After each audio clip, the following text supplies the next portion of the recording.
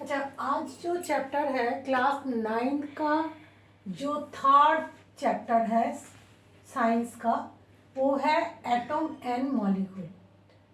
Atom and molecule जो chapter है, इसमें एटम के बारे में, मॉलिक्यूल के बारे में और आयन के बारे में है। तो पहले ये चैप्टर में दो लॉ के बारे में है। एक है लॉ ऑफ कंजर्वेशन ऑफ मास और एक है लॉ ऑफ कांस्टेंट प्रोपोर्शन। पहले है law of the conservation of mass. Law of the conservation of मास मतलब जे इन द केमिकल रिएक्शन, कोई भी रिएक्शन होने से पहले उसका टोटल, ये है रिएक्टेंट, जो पहले रिएक्शन के पहले जो भी सब्सटेंस होता, जैसे यहाँ पे सोडियम सल्फेट और बेरिलियम क्लोराइड, तो ये दोनों ही है रिएक्टेंट। ये दोनों के जब रिएक्शन होता है, रिएक्शन होने के बाद जो तैयार होता है, दिस इज द प्रोडक्ट। तो ये जैसे यहाँ पे बेरिलियम सल्फेट और सोडियम क्लोराइड, ये प्रोडक्ट में तैयार हुआ है। तो ये दोनों का यहाँ पे मैंने एक कॉनिकल फ्लास्क लिया। कॉनिकल फ्लास्क के अंदर मैंने बेरिलियम क्लोराइड एक सब्सटेंस लिया जिसका मास है 20.8 ग्राम, और एक टेस्ट ट्यूब है, जो टेस्ट ट्यूब के अंदर और दूसरा और एक सब्सटेंस लिया जो है सोडियम सल्फेट। इसका जो मास है वो 14.2 ग्राम। ये दोनों रिएक्टेंट है। तो ये दोनों रिएक्शन होने के बाद जब इसका ये वाला धागा से मैंने यहाँ पे बांध के रखा था, जब ये धागा को तुमने लूज कर दोगे तो इसका जो टेस्ट ट्यूब के अंदर जो सोडियम सल्फेट था, ये बेरिलियम क्लोराइड के साथ मिक्स्ड हो जाएगा। मिक्स्ड होने के बाद यहाँ पे एक केमिकल रिएक्शन होगा। तो आफ्टर द रिएक्शन यहाँ पे जो तैयार होगा वो है beryllium sulphate and sodium chloride. जो बेरिलियम सल्फेट है वो है 23.3 ग्राम एंड जो सोडियम क्लोराइड है वो 11.7 ग्राम। ठीक है, तो यहाँ पे मैं वो रिएक्शन लिख रही हूँ, जे sodium sulphate plus beryllium chloride, यहाँ पे केमिकल रिएक्शन। तो ये दोनों क्या है? ये दोनों है रिएक्टेंट।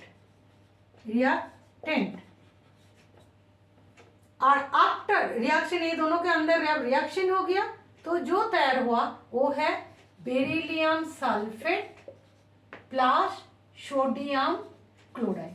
तो ये दोनों क्या है? ये दोनों है प्रोडक्ट।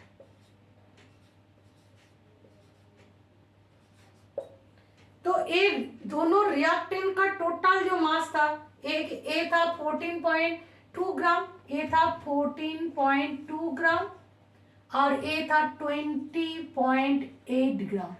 तो ये टोटल, ये दोनों का टोटल जो मास है वो है कितना? 35 ग्राम। और इसका भी मास है, देखो यहाँ पे 23.3 ग्राम बेरिलियम सल्फेट, जो 23.3 ग्राम, और जो सोडियम क्लोराइड वो 11.7 ग्राम। तो ये दोनों का भी टोटल जो मास है ये भी 35 ग्राम। तो यही है law of the conservation of mass, J before the reaction में जो रिएक्टेंट का टोटल मास था, आफ्टर द रिएक्शन जो प्रोडक्ट तैयार हुआ वो दोनों का टोटल मास दोनों सेम होगा, दोनों इक्वल होगा, कोई भी चेंज नहीं, दोनों मास ही सेम है। रिएक्टेंट एंड प्रोडक्ट दोनों का मास इक्वल है।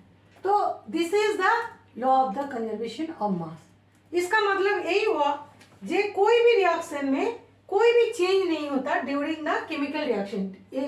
केमिकल रिएक्शन की वजह से कोई भी यहाँ पे चेंज नहीं हुआ। तो there is no change in mass during the chemical reaction.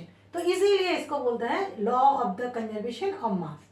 ठीक है, तो ये ऐसी ये जैसे एक रिएक्शन है, ऐसे दूसरा भी एक रिएक्शन का मैं एग्जांपल दे रही हूँ। जैसे कैल्शियम कार्बोनेट, कैल्शियम कार्बोनेट। तो कैल्शियम कार्बोनेट को जब हीट दोगे तो यहाँ पे हीट देने की वजह से क्या होगा? हीट दिया, तो हीट देने की वजह से यहाँ पे केमिकल रिएक्शन होगा, मतलब ये डिकम्पोज हो जाएगा। डिकम्पोज होके जो तैयार होगा calcium oxide plus carbon dioxide, ये दोनों तैयार होगा। तो यहाँ पे ये जो कैल्शियम कार्बोनेट है, मान लो ये मैंने 100 ग्राम लिया था, तो इसके बाद दो जो प्रोडक्ट, ये रिएक्टेंट था, रिएक्टेंट में था कैल्शियम कार्बोनेट जो 100 ग्राम था। इसके बाद जो प्रोडक्ट तैयार हुआ कैल्शियम ऑक्साइड और कार्बन डाइऑक्साइड, ये दोनों का जो मास है, ये है 58 ग्राम और ये है 44 ग्राम। तो ये दोनों का भी टोटल मास क्या हुआ 100 ग्राम। तो इसका मतलब यही हुआ जे यहाँ पे रिएक्टेंट और जो प्रोडक्ट, ये दोनों का मास सेम है। लेकिन यहाँ पे हीट देने की वजह से ये डिकम्पोज होके दो यहाँ पे प्रोडक्ट तैयार किया, ये है कैल्शियम ऑक्साइड और कार्बन डाइऑक्साइड, बट दोनों का अलग अलग करके जो मास है टोटल मास इक्वल है। तो यही है law of the conservation of मास, मतलब केमिकल रिएक्शन में कोई भी मास का चेंज नहीं होता। पोज। अच्छा, ये सेकंड जो लॉ है, law of the constant proportion. Law of the constant proportion मतलब यहाँ पे मैंने एक एग्जांपल दे रही हूँ पहले, वाटर। तो वाटर जो है उसके अंदर टू टाइप का एलिमेंट है, एक है हाइड्रोजन और एक है ऑक्सीजन। तो दोनों का जो मास है, दोनों का मास, यहाँ पे जो रिएक्टेंट है मतलब वाटर, इसका 9, यहाँ पे मान लो जो ए वाला 100 ग्राम लिया, ए वाला 100 ग्राम है। 100 ग्राम वाटर को जब इलेक्ट्रिसिटी देकर डिकम्पोज करोगे तो यहाँ पे जो तैयार हुआ हाइड्रोजन और ऑक्सीजन, ये 11 ग्राम हाइड्रोजन होगा और 89 ग्राम ऑक्सीजन होगा। तो ये दोनों का जो रेशियो है, हाइड्रोजन और ऑक्सीजन का जो रेशियो है 11:89, तो 1:8। तो ये जो 1:8, ये वाला जो प्रोपोर्शन है, ये वाला वाटर के टाइम में ये फिक्स्ड है। मतलब वाटर जो कंपाउंड तैयार होता है, उस कंपाउंड के लिए हाइड्रोजन और ऑक्सीजन, ये दोनों एलिमेंट का जो रेशियो है वो फिक्स्ड है, वो है 1:8। देखो मैंने यहाँ पे और एक एग्जाम्पल लिया, जो हाइड्रोजन परऑक्साइड, यहाँ पे H2O2 हाइड्रोजन परऑक्साइड। ये जो हाइड्रोजन परऑक्साइड, इसमें भी एक सेम एलिमेंट है हाइड्रोजन एंड ऑक्सीजन। तो यहाँ पे मैंने 4 ग्राम हाइड्रोजन परऑक्साइड लिया, तो यहाँ पे 2 ग्राम हाइड्रोजन और 2 ग्राम ऑक्सीजन तैयार हुआ। तो यहाँ पे हाइड्रोजन परऑक्साइड का, हाइड्रोजन और ऑक्सीजन का दोनों का जो रेशियो है वो 2:2, मतलब 1:1। तो यहाँ पे देखो रेशियो जो है ये 1:1। तो 1:1 जब रेशियो है, यहाँ पे भी देखो सेम एलिमेंट था हाइड्रोजन ऑक्सीजन, जो हाइड्रोजन इसका दोनों का मिलके हाइड्रोजन परऑक्साइड, ये वाला जो प्रोडक्ट ये तैयार हुआ वो हाइड्रोजन परऑक्साइड। हाइड्रोजन परऑक्साइड में भी हाइड्रोजन एंड ऑक्सीजन ये दोनों ही सेम एलिमेंट है। वाटर में भी हाइड्रोजन ऑक्सीजन सेम एलिमेंट है, बट दोनों का जो हाइड्रोजन और ऑक्सीजन का जो रेशियो है वो डिफरेंस है। इसमें है 1:8 और इसमें है 1:1। तो इस वजह से देखो इसका जो कंपाउंड तैयार हुआ ये हाइड्रोजन परऑक्साइड, यहाँ पे जो कंपाउंड तैयार हुआ वो वाटर। तो वाटर जब भी तैयार होगा तब भी इस रेशियो में हाइड्रोजन और ऑक्सीजन को मिक्स करना पड़ेगा। और हाइड्रोजन परऑक्साइड तैयार करने के लिए 1:1 रेशियो में हाइड्रोजन और ऑक्सीजन को जब यहाँ पे दोनों को कंबाइन करोगे तो वो दूसरा प्रोडक्ट तैयार होगा। तो इसीलिए कोई भी केमिकल रिएक्शन में सेम एलिमेंट बट उसका जो कंबाइन होने का जो रेशियो है वो भी फिक्स्ड होता है, इसीलिए इसको बोल रहे हैं law of the constant proportion. मतलब 1:8 हाइड्रोजन और ऑक्सीजन का जो रेशियो है ये ओनली वाटर के लिए फिक्स्ड है। 1:1 ए वाला रेशियो हाइड्रोजन और ऑक्सीजन का रेशियो जब 1:1, इस रेशियो जो है तो उसका हाइड्रोजन पर ऑक्साइड के लिए फिक्स्ड है।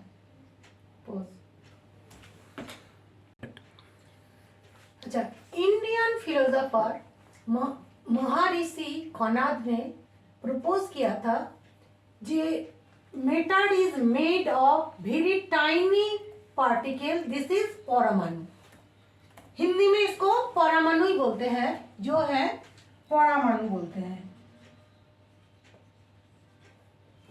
परमाणु। ए ऋषि कणाद ने किया था जे सबसे स्मॉलेस्ट पार्टिकल जो है, tiny particle, this is the परमाणु। ये जो परमाणु है जो ऋषि कणाद ने डिस्कवर किया था, वो उसी को ही जॉन डाल्टन ने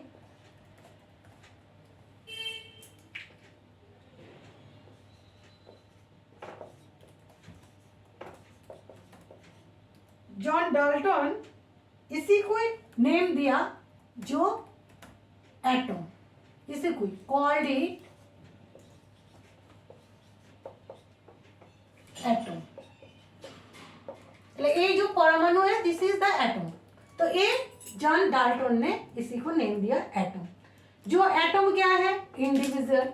ये डाल्टन ने बोला जे this is the individual and it nature में ये एग्जिस्ट नहीं करते एटम कंडीशन में, ये मॉलिक्यूलर कंडीशन में इसका एग्जिस्ट होता है। तो ये जॉन डाल्टन ने बोला। बट एटम जो है बाद में ये डिस्कवर हो गया जे एटम भी डिवाइड हो रहा है वो इलेक्ट्रॉन, प्रोटॉन एंड न्यूट्रॉन में। बट स्टार्टिंग में यही था जे एटम सबसे स्मॉलेस्ट पार्टिकल मैटर का वो और इंडिविजुअल होता है, वो डिविजिबल नहीं होता है। अच्छा, ये जो एटम है, atom what is the atom? Atom हो गया एक कोई भी मैटर का सबसे स्मॉलेस्ट पार्टिकल, और एक केमिकल रिएक्शन में, कोई भी केमिकल रिएक्शन में एटॉमिक कंडीशन में कंबाइंड होता है। जैसे मैं एक बता रही हूँ जे हाइड्रोजन प्लस ऑक्सीजन, ये दोनों मिलके वाटर तैयार हो रहा है। बट ये देखो मॉलिक्यूल है, ये भी मॉलिक्यूल है, ये भी मॉलिक्यूल है। बट मॉलिक्यूलर कंडीशन में कभी हाइड्रोजन के साथ ऑक्सीजन का कंबाइन नहीं होता। ये पहले एटम में कन्वर्ट होता है, उसके बाद वो जो भी कंपाउंड तैयार होता है वो भी तैयार होता है। एटम के साथ एटम का कंबाइन होने के बाद वो प्रोडक्ट तैयार होता है। जैसे देखो ये हाइड्रोजन, ये मॉलिक्यूल क्या होगा? हाइड्रोजन हाइड्रोजन एटम में कन्वर्ट होगा, एटम्स में कन्वर्ट हो गया, 2 हाइड्रोजन एटम में। ऐसे ही सेम ऑक्सीजन भी ऑक्सीजन ऑक्सीजन 2 एटम में कन्वर्ट हो गया। ठीक है, तो इसके बाद ये हाइड्रोजन 2 हाइड्रोजन एटम और 2 ऑक्सीजन एटम, ये दोनों में कन्वर्ट होने के बाद ये वाला जो है यहाँ पे जो वाटर तैयार हुआ, यहाँ पे 2 हाइड्रोजन एटम के साथ एक ऑक्सीजन एटम कॉम्बाइंड हो गया। तो 2 हाइड्रोजन एटम और एक ऑक्सीजन एटम, ये दोनों मिला के H2O जो एक मॉलिक्यूल मतलब कंपाउंड का मॉलिक्यूल तैयार हुआ। तो ए वाला देखो एलिमेंट का मॉलिक्यूल था, ए भी एलिमेंट का था, बट ये कंपाउंड का हो गया। तो ये पहले एटम्स में कन्वर्ट हुआ, उसके बाद एटम के साथ एटम का कंबाइन होके यहाँ पे ये मॉलिक्यूल, वाटर का मॉलिक्यूल जो H2O तैयार हुआ है। तो कोई भी केमिकल रिएक्शन में एटम के साथ एटम का ही कंबाइंड होता है। तो क्योंकि एटम होता है वेरी रिएक्टिव, ये नेचर में मैंने बोल ही दिया था जो ये ऐसी एटॉमिक कंडीशन में नेचर में ये एग्जिस्ट नहीं करता, ओनली मॉलिक्यूलर कंडीशन और आयन कंडीशन में ही वो एग्जिस्ट करते हैं। तो यही है जो एटम में कन्वर्ट होने के बाद वो कोई भी केमिकल रिएक्शन होता एंड क्योंकि ये बहुत रिएक्टिव होता है, एटम में जैसे ही कन्वर्ट हो जाता तो रिएक्टिव होता है, इसलिए वो जॉइंट होके वो मॉलिक्यूल आवृत तैयार करते हैं कंपाउंड का। इसके बाद है जे atomic mass unit. Atomic mass unit मतलब ये जो एटम, मैंने पहले एटम के बारे में बता दिया, तो एटम के बाद एटॉमिक मास यूनिट, एटम का एटॉमिक मास यूनिट मतलब एटम का एक एक एटम, जैसे हाइड्रोजन, ऑक्सीजन, क्लोरीन, ब्रोमीन, कोई भी एटम है तो उसका कितना मास है। तो मास को हम लोगों को मतलब मास लेने के लिए कोई भी एक फिक्स्ड वेट का जरूरत है, जिसके कंपेयर करके हम लोग सारे एटम का, जैसे हम लोग कोई भी मार्केट में जाके जब कोई भी सामान खरीदते हैं तो खरीदने के टाइम हम लोग क्या करते हैं, जो ऐसी तोला होता है ना, तो तोलने के टाइम ऐसी होता है ना, तोलने के टाइम तो यहाँ पे 1 किलो का एक लोहे का बट्टा होता है जहाँ पे लिखा रहता है 1 kg। तो हम लोग जब फ्रूट ले रहे हैं ना, ऐसी फ्रूट ले रहे हैं तो फ्रूट को हम लोग ये 1 kg ये जो लोहे का जो बट्टा है उसके साथ कंपेयर करके हम लोग 1 किलो का कोई भी मैंगो हो, ऑरेंज हो, कोई भी फ्रूट लेते हैं। तो इसके साथ इसी को हम लोग फिक्स्ड एक वेट मान लेते हैं, जिसके साथ कंपेयर करके दूसरा कोई भी सामान लेने के टाइम उसके साथ कंपेयर करके हम लोग इसको लेते हैं। तो ऐसे करके कोई भी एटम का भी मास निकालना जरूरी है, जिसका भी कितना मास है। कोई कोई जैसे हमारा एक एक एटम है, सारे एटम का अलग अलग मास है, तो वो मास को हम लोग कैसे कैलकुलेशन करें। तो इसलिए हम लोग यहाँ पे एक फिक्स्ड एटम का, कोई भी एक एटम का मास को फिक्स्ड रखा, जिसके साथ कंपेयर करके अदर जो एटम है उसका मास को हम लोग निकाला। तो जो फिक्स्ड किया था वो है जे हम लोग ये आइसोटोप पढ़ा। तो आइसोटोप में कार्बन का 2 आइसोटोप है, तो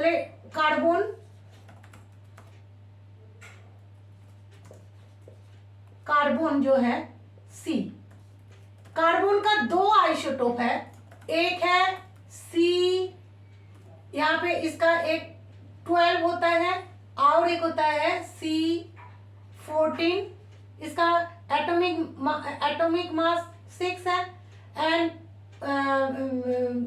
इसका जो मास है वो है 14। तो जिसका एटॉमिक, जिसका ये 14 एटम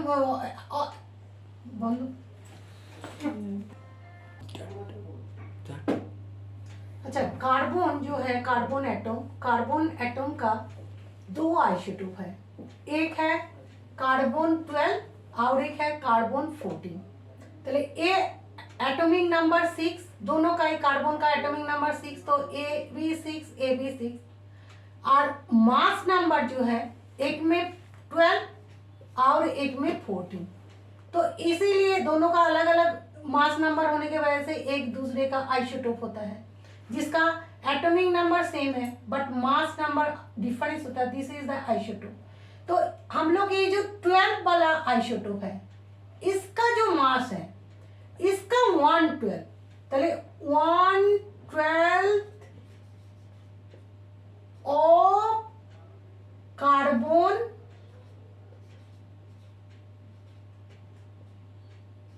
12 एटम, इसको हम लोग फिक्स्ड किया है। इसके साथ कंपेयर करके बाकी जितना भी एटम है उसका मास हम लोग निकालते हैं, ठीक है। तो ये जो 1/12 ऑफ द कार्बन एटम है, कार्बन 12 एटम है, इसी को हम लोग फिक्स्ड किया है। इसका जो मास है, मतलब कार्बन एटम का जितना मास है उसका 1/12 करने के बाद जो मास होता है, उसी मास को हम लोग फिक्स करा और उसी के साथ कंपेयर करके हम लोग कोई भी एटम का मास फाइंड करते हैं। तो ये जो है, जो 1/12 of the carbon atom, this is the atomic mass unit. Atomic mass unit क्या हुआ, 1/12 मास, यहाँ पे 1/12 मास लिख दो, मास of the carbon 12 atom, this is the atomic mass unit. So one atomic mass unit is defined as exactly 1/12 the mass of the atom of carbon 12 isotope.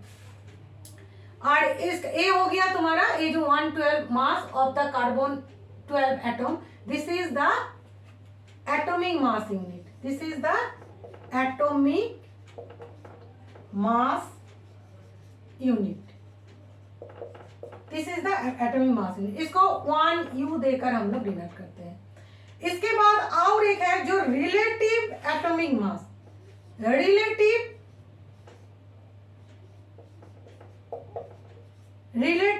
Atomic mass. Relative atomic mass मतलब वही है जे कोई भी एक atom जितना heavier होगा ए वाला इसके कार्बन 12 का 112 के साथ, this is the relative atomic mass. तो यहाँ पे यही इसका डेफिनेशन जो होगा, the number of times one atom of the element is heavier than the 1/12 of the carbon 12 atom. तो this is the relative atom. ठीक है, तो कोई भी any element, any number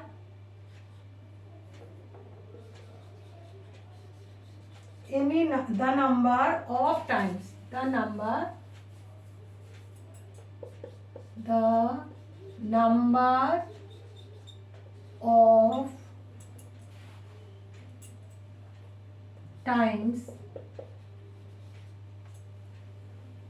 of times of one atom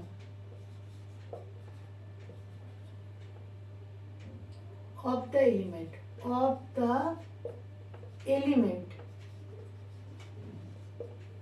element is heavier than 1/12 mass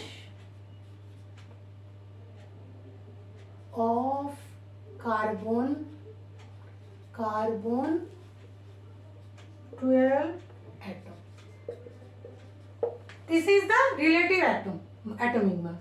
तो ये हो गया एटॉमिक मास यूनिट जो 1/12 the mass of the carbon 12 atom, और उसी के साथ कंपेयर करके दूसरा कोई भी एटम का जो मास उससे हेवियर होगा, जितना गुना होगा, जितना time, the number of times, जितना टाइम्स ऑफ द एटम का, कोई भी एटम का, कोई भी एलिमेंट का, कोई भी एक एटम का जितना हेवियर होगा, this is the relative atomic mass.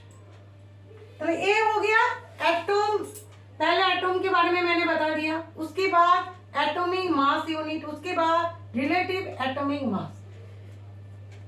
Next जो है topic, this is the molecule. এটা কত মিনিট অফ করে, अच्छा इसका बाद मॉलिक्यूल है। मॉलिक्यूल जो है वो है कोई भी सब्सटेंस का जो स्मॉलेस्ट पार्टिकल है बट उसका जो प्रॉपर्टीज वो प्रेजेंट होता है। तो molecule is the smallest particle of the substance which has the properties of that substance and exist in the free state. मैंने बोला था नेचर में ओनली मॉलिक्यूलर फॉर्म में ही एग्जिस्ट करते हैं, बट एटॉमिक फॉर्म में कोई भी एलिमेंट एग्जिस्ट नहीं करते, ओनली नोबेल गैस को छोड़। ठीक है, तो मॉलिक्यूलर फॉर्म में फ्री स्टेट में मिलता है हम लोगों को नेचर में।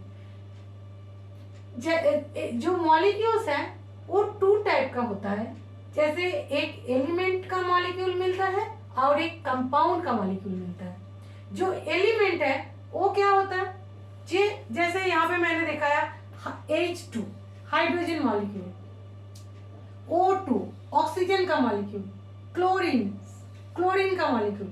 ये सारे मॉलिक्यूल जो है, ये देखो हाइड्रोजन हाइड्रोजन, ये सेम टाइप का 2 एटम से हाइड्रोजन मॉलिक्यूल तैयार हुआ। ऑक्सीजन ऑक्सीजन सेम टाइप का 2 एटम से ऑक्सीजन का मॉलिक्यूल तैयार हुआ। क्लोरीन सेम टाइप का 2 मॉलिक्यूल तैयार हुआ। ऐसे और भी यहाँ पे जैसे 2-2 करके एटम लेकर तैयार हुआ, ऐसे देखो ओजोन O3, तो यहाँ पे 3 एटम सेम टाइप का O, यहाँ पे ऑक्सीजन 2 एटम से तैयार हुआ था, यहाँ पे 3 एटम से जब तैयार हुआ तब वो ओजोन गैस हो गया। ये भी एलिमेंट है। S8 है सल्फर का मॉलिक्यूल, इसमें 8 एटम है। यहाँ पे सल्फर का 8 एटम होता है, 3 4 5 6 7 8, तो 8 एटम लेकर सल्फर का सारे 8 एटम सल्फर का मिलके वो एक मॉलिक्यूल सल्फर का तैयार करते हैं। तो ये सारे हो गया एलिमेंट, मतलब 2 और more than 2 same atom when combined, then this is the element होता है। मॉलिक्यूल एलिमेंट का मॉलिक्यूल्स होता है। बट जब 2 और मोर देन 2 डिफरेंट टाइप का एटम जब कंबाइंड होके एक मॉलिक्यूल तैयार करते हैं तो वो कंपाउंड का मॉलिक्यूल होता है। जैसे यहाँ पे वाटर H2O, यहाँ पे 2 हाइड्रोजन एटम है, 1 ऑक्सीजन एटम है। तो यहाँ पे देखो हाइड्रोजन ऑक्सीजन डिफरेंट टाइप का एटम से तैयार हुआ है एक वाटर। तो ये भी ए मॉलिक्यूल है, इस मॉलिक्यूल में डिफरेंट टाइप का एटम है। जैसे कार्बन डाइऑक्साइड में 1 कार्बन और 2 ऑक्सीजन, तो ये सारे एटम लेकर एक कार्बन डाइऑक्साइड मॉलिक्यूल तैयार हुआ है। तो यहाँ पे डिफरेंट टाइप का जब एटम कंबाइंड होके एक कंपाउंड तैयार करते हैं और वो एक मॉलिक्यूल होता है, तो this is the compound molecule.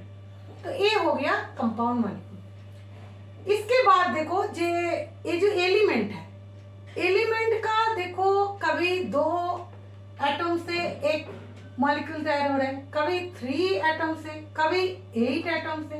तो इसी के हिसाब से जब एक एटम एक मॉलिक्यूल के अंदर कितना नंबर ऑफ एटम कंबाइन हुआ है उसी को ही बोलते हैं एटोमिसिटी।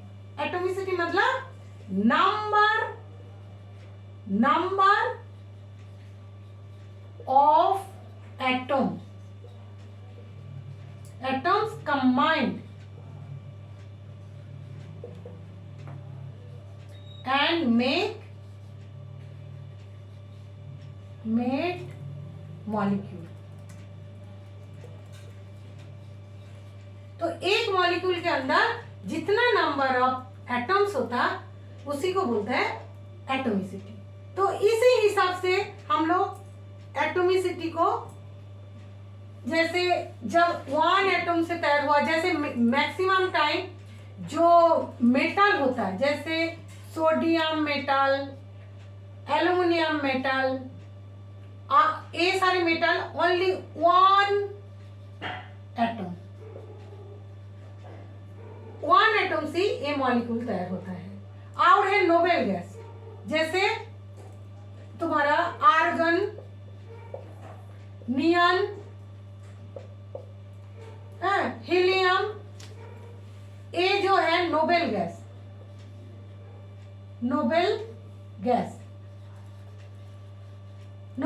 है। तो ये सारे जो है ये ओनली वन एटम से तैयार होता है। तो इसको बोलते हैं मोनोएटॉमिक, इसको बोलते हैं मोनोएटॉमिक, जिसका 2 एटम से तैयार हुआ। जैसे ज्यादातर से गैस, जैसे हाइड्रोजन, ऑक्सीजन, क्लोरीन, ये सारे 2 एटम से तैयार हुआ है। तो यहाँ पे 2 एटम। तो 2 एटम से जब तैयार होता है तो उसको बोलते हैं डाईएटॉमिक। जैसे ओजोन O3, तो यहाँ पे 3 एटम्स, तो इसको बोलते हैं ट्राईएटॉमिक।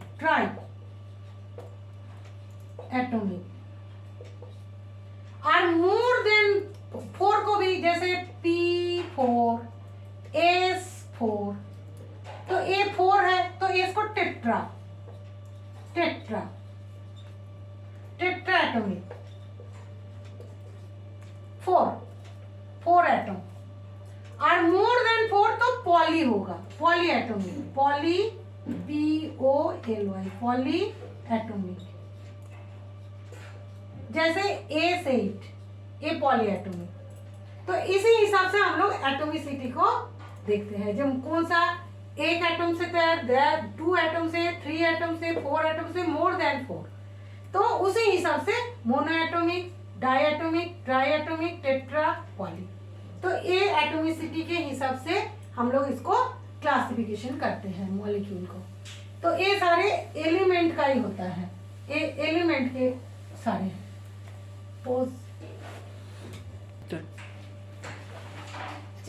मॉलिक्यूल का जो एक है जो मोलार मास, मोलार मास मतलब कोई भी मॉलिक्यूल का जो मास होता है, this is the molar mass. जैसे देखो हाइड्रोजन H2, तो इसका हाइड्रोजन के अंदर 2 एटम है, तो इसमें क्या है, 2 एटम का मास को जो है एटॉमिक मास यहाँ के होगा 2 into atomic mass, atomic mass, mass of hydrogen. तो यहाँ पे 2 है हाइड्रोजन एटम, तो इसीलिए एटॉमिक मास को 2 से मल्टीप्लाई करोगे तो इसका हाइड्रोजन जो है उसका मोलर मास मिलेगा। तो इसका एटॉमिक मास है हाइड्रोजन का 1, तो यहाँ पे 2 इंटू 1 इक्वल टू 2 हो गया मोलर मास ऑफ हाइड्रोजन। ठीक है, तो मोलर मास ऑफ हाइड्रोजन हो गया। इसके बाद देखो molar mass of chlorine, chlorine, तो क्लोरीन एक देखो मॉलिक्यूल है, तो क्लोरीन का मोलर मास चाहिए, तो क्लोरीन का यहाँ पे भी 2 है, यहाँ पे 2 है, तो 2 इंटू क्लोरीन का एटॉमिक मास। तो क्लोरीन का जो एटॉमिक मास है, atomic mass, mass of chlorine, तो यहाँ पे हो गया 2 इंटू, यहाँ पे एटॉमिक मास है क्लोरीन का 35.5, तो हो गया 71 ए यूनिट, क्योंकि एटॉमिक मास का जो यूनिट है वो यू है, तो ए सारे यू हो गया। ए हो गया एलिमेंट का, ठीक है, ए सारे एलिमेंट का हो गया। जैसे फास्फोरस का P4, चले molar mass of the P4 मतलब फास्फोरस, चले यहाँ पे 4 है, चले 4 एटम होने के वजह से 4 into atomic mass of the phosphorus, चले atomic mass of the phosphorus है 31, तो यहाँ पे 31 मल्टीप्लाई हो जाएगा, तो यहाँ पे आ जाएगा 4 इतना यूनिट। इसके बाद मोलर मास, पहले यहाँ पे 4 था इसलिए ये वाला। आप देखो कंपाउंड का मोलर मास, जैसे मैंने पहले ही कर रही हूँ वाटर का, मोलर मास ऑफ H2O, तो यहाँ पे ये सारे जो था ये एलिमेंट था, जितना नंबर ऑफ एटम था उसको उसका एटॉमिक मास देकर मल्टीप्लाई कर दिया था, तो वो उसका मोलर मास है। बट यहाँ पे जब कंपाउंड हो गया तो यहाँ पे डिफरेंट टाइप का एटम है, तो इसलिए यहाँ पे मेरे को देखना है जे कि कौन सा एटम कितने नंबर में है। तो पहले यहाँ पे देखो हाइड्रोजन जो है वो 2 है, तो 2 into hydrogen plus 1 into oxygen, तो यहाँ पे हाइड्रोजन का एटॉमिक मास, यहाँ पे ऑक्सीजन का एटॉमिक मास, तो यहाँ पे 2 इंटू 1 प्लस 1 इंटू 16, तो इसका टोटल करके 2 प्लस 16 इक्वल टू 18 यूनिट हो गया। ठीक है, ऐसे ही करके molar mass of carbon dioxide, तो कार्बन देखो 1 है, ऑक्सीजन 2 है, तो यहाँ पे 1 into carbon plus 2 into oxygen, क्योंकि ऑक्सीजन यहाँ पे 2 है, तो यहाँ पे कार्बन का हो गया 12 प्लस 2 इंटू 16, तो यहाँ पे टोटल करके आएगा 44 यूनिट। तो ऐसे करके हम लोगों को मोलर मास निकालना है। जब कंपाउंड का होगा तो जो यहाँ पे एटम है सबको जितना नंबर में है उसको मल्टीप्लाई करके सबको प्लस, डिफरेंट टाइप का जो एटम है वो एटम के साथ एटम का प्लस कर देगा, बट जितना एटम जितना नंबर में है वो मल्टीप्लाई करना पड़ेगा।